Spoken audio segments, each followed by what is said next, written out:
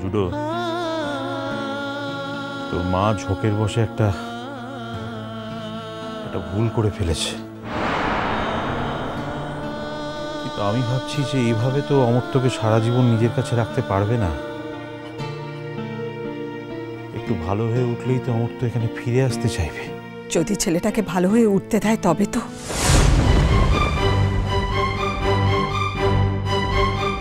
যে অবস্থায় নিয়ে গেল তার ধকল সইতে পারবে কি?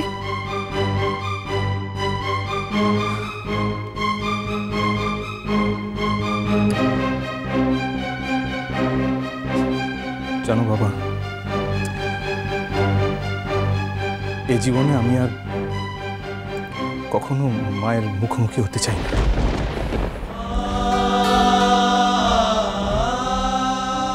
আমি আজ থেকে ঈশ্বরের কাছে প্রার্থনা করব এই জীবনে যেন আর কখনো কোনো দিন আমাকে মাকে দেখতে না হয়। বলতে নেই রে জুডো, বলে না বাবা, বলে না, সব কথা বলে না। হাজার হোক সে তো তোর মা, তোকে কষ্ট কষ্ট করে জন্ম দিয়েছে, পৃথিবীর আলো দেখিয়েছে জুডো।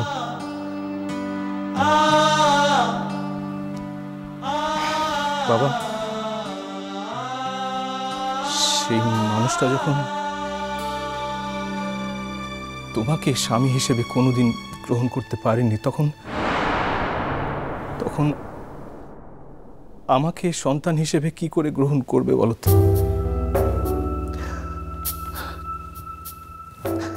বাবা, আমি তো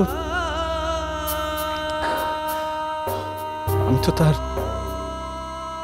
ইচ্ছের সন্তান নই, জৈবিক নিয়মে ঘটে যাওয়া একটা ঘটনা মাত্র। জুডো, হ্যাঁ বাবা, হ্যাঁ, এটাই সত্যি, এটাই সত্যি। কথাটা কঠিন হলেও এটাই সত্যি বাবা।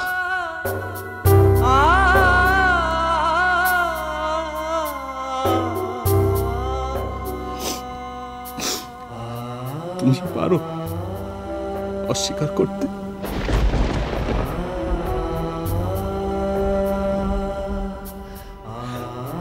আর আমি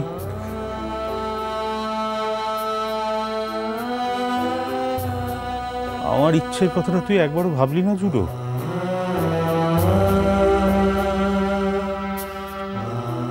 তুই তো আমার জীবনের,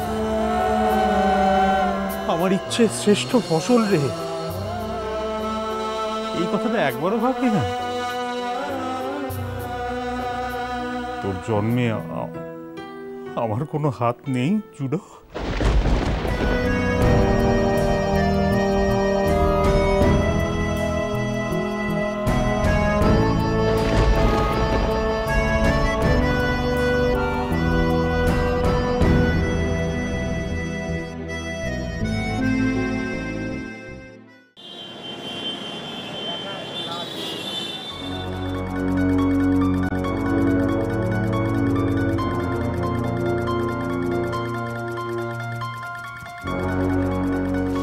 অমর্ত্য,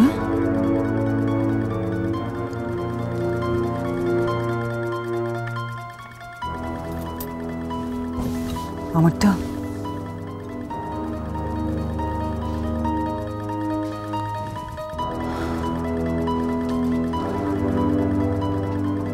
তোর মনে আছে আমাদের সেই ইউনিভার্সিটির বন্ধু শঙ্খ শুভ্র?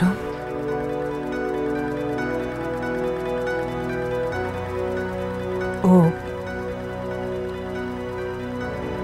মনে আছে ওকে তোমার? যে আমাদের দুজনের মনের কথা প্রথম দুজনকে জানিয়েছিল। বিদেশে থাকে এখন, আর ওর এই ফ্ল্যাটটা ও যখন কলকাতায় আসে তখন এখানে ওঠে। আমি তোমাকে আমার কাছে রাখবো, রেখে সুস্থ করে তুলবো বলে ওর এই ফ্ল্যাটে থাকার অনুমতি চেয়েছিলাম অমর্ত্য। ও সানন্দে অনুমতি দিয়েছে আর বলেছে একদিন যারা ভালোবাসার এক্সাম্পল হয়ে উঠেছিল অন্যদের কাছে, তাদের একসঙ্গে থাকার জন্য এইটুকু করতে পারবো না আমি?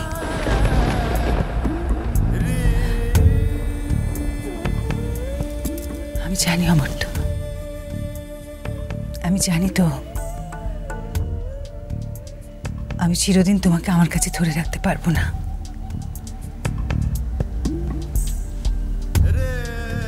তুমি সুস্থ হয়ে গেলে নিশ্চয়ই চলে যাবে আমাকে ছেড়ে বাড়ির কাছে, জানি আমি। তবু তোমার অসুস্থতার এই কটা দিন আমি তোমাকে চোখের দেখাও দেখতে পাবো না, এটা আমি মেনে নিতে পারিনি। তাই আমার জীবনের শ্রেষ্ঠ বাজি রেখেছি আমি আমার স্বামী, সংসার, সমাজ, এমনকি আমার সন্তানকে ছেড়ে চলে এসেছি তোমাকে নিয়ে। অমর্ত্য, আমি যত খারাপই হই না কেন, আমি যা করেছি, যা করছি, সব তোমাকে ভালোবেসে করছি। অমর্ত্য, এইটুকু, শুধু এইটুকু মনে রেখে তুমি আমাকে ক্ষমা করে দিতে পারো না? অমর্ত্য,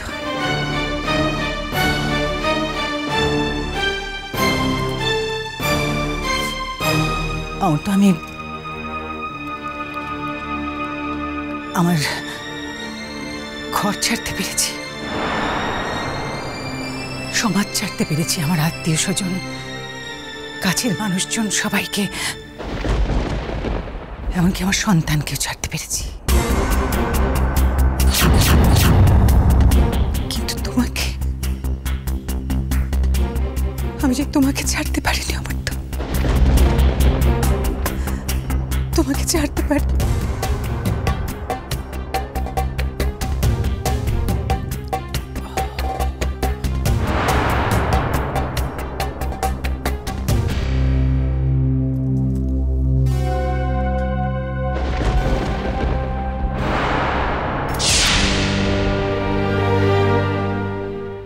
অমর্ত্য, আমি কলকাতার বেস্ট কার্ডিওলজিস্টের সঙ্গে কথা বলেছি, তিনি আসবেন এখানে তোমাকে দেখতে।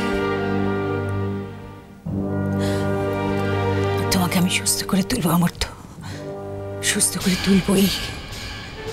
তুমি আবার ভালো হয়ে যাবে, দেখো। কাঁদছো কেন তুমি? কেন কাঁদছো? কোথাও কষ্ট হচ্ছে তোমার? কোথাও কষ্ট হচ্ছে অমর্ত্য?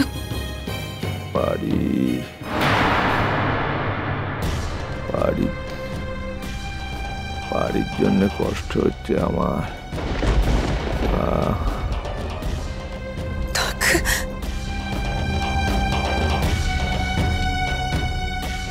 থাক অমর্ত্য, থাক। তোর কথা বলতে কষ্ট হচ্ছে, কিছু বলতে হবে না তোমায়, থাক।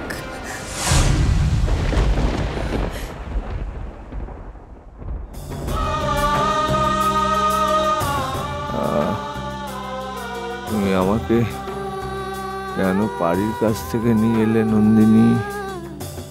ও যে খুব কষ্ট পাবে, ও যে আমাকে ছেড়ে থাকতে পারে না।